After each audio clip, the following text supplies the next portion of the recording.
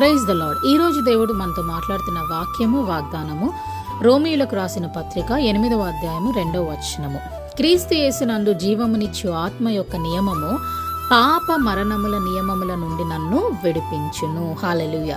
ఈ వాక్యంలో నేను 2 పాయింట్స్ ని ఫోకస్ చేస్తున్నాను. జీవమునిచ్చు ఆత్మ యొక్క నియమము, పాప మరణముల నియమము.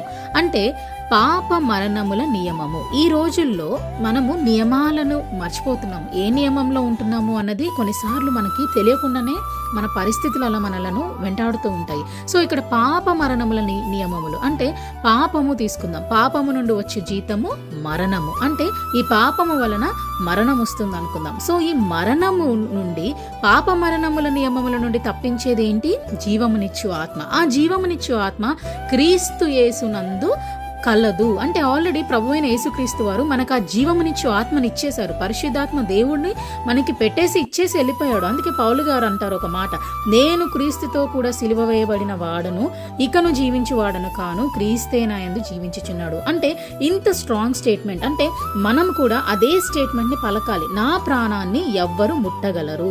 మరణముతో భయపడుతున్న రోజులు ఇవి. నాకేమన్నా అవుతుందేమో, నేను మరణిస్తానేమో, నా పిల్లలకి, నా భర్తకి ఎలా, అమ్మో ఈ మరణం వెంటాడుతుందేమోనని మనము భయపడుతూ ఉంటాం. ఈరోజు ఈ వాక్యం సెలవిస్తుంది ఏంటంటే, మనము క్రీస్తు యేసు యొక్క రక్తము ద్వారా కడగబడిన వారము.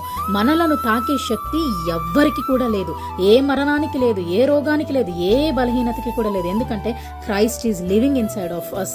మనలను ముట్టుకున్నప్పుడు, ఏ శక్తి ముట్టుకున్నా కూడా మరణానికి కూడా జీవం వస్తుంది అన్న విశ్వాసంలోనికి మనము విశ్వాసములుగా అడుగు పెట్టాలి. ఈ వాక్యం అదే సెలవిస్తుంది ఏంటంటే, మనలను ఆల్రెడీ పాప మరణముల నుంచి తప్పించే పరిశుద్ధాత్మ దేవుడిని మన ప్రభు అయిన యేసుక్రీస్తు వారు మనకిచ్చారు. కాబట్టి మనలో ఉన్నది ఎవరు అంటే క్రీస్తు. మనం దేనికి కూడా భయపడనక్కరలేదు. ఈ వాక్యం మన జీవితంలో నెరవేరాలని కోరుకుంటూ, God bless you all and have a good day.